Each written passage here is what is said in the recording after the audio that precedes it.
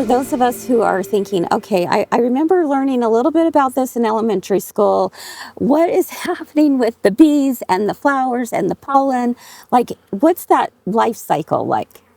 When they first hatch out and they're brand new bees, their job is to clean the hive. Okay. Okay? They may graduate to even being the queen's attendants, and they're the ones that actually feed her.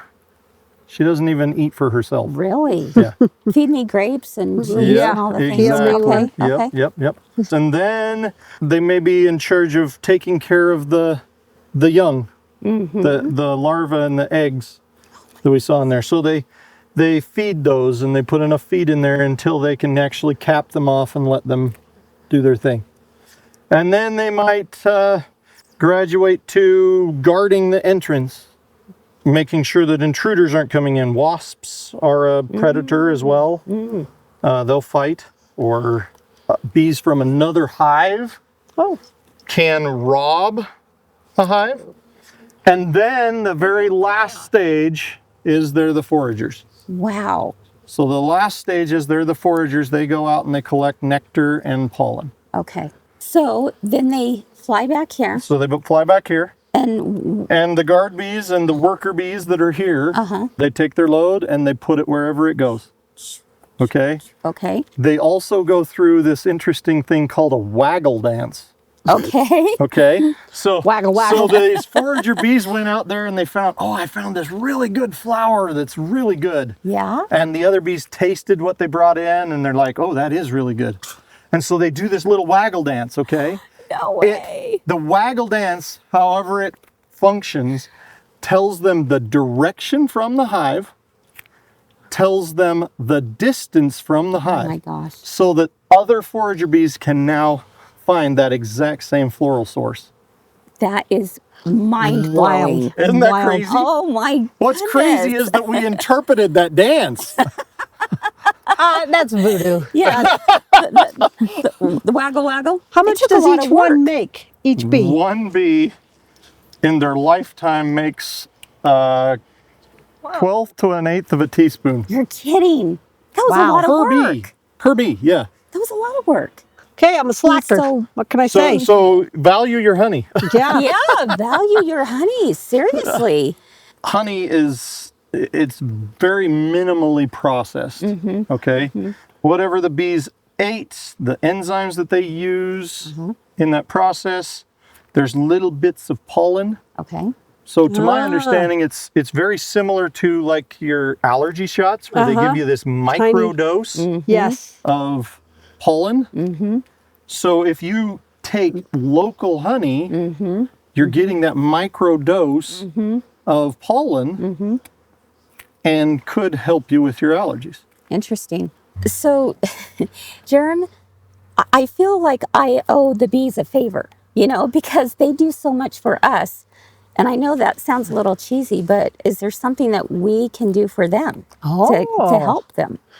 There is things that we can do for the bees. We need to be very careful what we put on our flowers and our gardens. Such as pesticides? Pesticides. Okay. Sometimes pesticides are necessary, but we need to be very careful how we apply those and that they're going to not harm other insects. Okay. Right? If you can apply it in a dry form, sometimes it may be better. Say, you don't want them landing on the flowers? Yeah. Sometimes there's more natural ways of doing it. A essential oil treatment or something that won't really harm the bees. Sometimes if you really have to put on a pesticide, doing it in the evening or even just after dark. Oh, I never thought about that. So that, because the bees are all in their box, right? Yeah. And so that pesticide or that product can take effect and kind of dry out, and then the bees won't be as affected. Okay. What happens if they get affected? They die? They can literally die. Okay. In fact, this very yard last year, one of the big problems is mosquitoes. Oh. We have Oh, yeah, with mosquito the water. abatement, and they go down the roads and they spray. And they found West Nile virus in the reservoir in the mosquitoes last year. And so then they treated the reservoir. Oh. So the question is, what do I do for mosquitoes if I can't treat for them? We need to plant flowers and take care of the natural predator of the mosquitoes, which is the dragonfly. Dragonfly's a predator? Dragonfly eats thousands of mosquitoes a day. Oh, okay. Interesting. Wow. Okay. Okay. Okay, so anytime you see Good. a dragonfly, I've seen a few, you know, thank them, Yeah. Yeah. right? Yeah. They're the natural predator to the mosquito. Interesting. In fact, I think it would be smart, rather than spraying these chemicals that we're also consuming, Yes. Right. why aren't we breeding dragonflies? Wow. New Right? business, new business. What an idea, huh? Wow. Yeah. It's not that complicated to do things that actually take care of our planet. I am learning so much. We could stay here Okay. all day Yes. and learn. How is honey made? Yeah. So honey is made from the nectar of flowers around. Okay. Okay, different seasons will provide a different kind of honey. But that's Seasons? different seasons, but Because that's they're different flowers. because it's different flowers. Look at me, I know something. Because it's different flowers. Right now, they're making it off of this gumweed. Oh. Probably. They're making it off of sunflowers. So they bring in the nectar. Okay. The nectar is a syrup that the flowers make. Only Okay. certain flowers make it. They take it into their honey stomach Through their mouth? through it's a straw-like tongue. They suck it out of the plant Good, so they yeah. can reach clear in there, Yeah. right? Uh-huh. When they come back to the hive, they transfer that and give that honey to another bee. And the bees transfer it back and forth a few times to get the right number of enzymes put into that honey. And they're also trying to remove some of the moisture from it.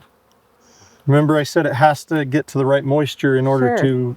to be preserved. Right. So they're trying to reduce its moisture content. And they're adding those enzymes, and that becomes honey.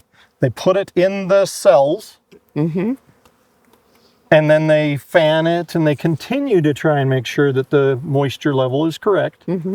Once that cell is full and the moisture level is right, they can it. They know it's done, they know it's ready, they put a wax lid on it. So if you didn't harvest it, what crazy. would happen? They just move on somewhere else? If we didn't harvest it, they would use a certain portion, only the portion that's really in the bottom. And they would, enough of them would die off in the winter that they would probably abandon it, or they would decide they didn't like their home altogether and they would leave because it would be too big. As a beekeeper, how has your view of the world changed? Has it made a difference with the way you view? It has made me realize the effect that we have.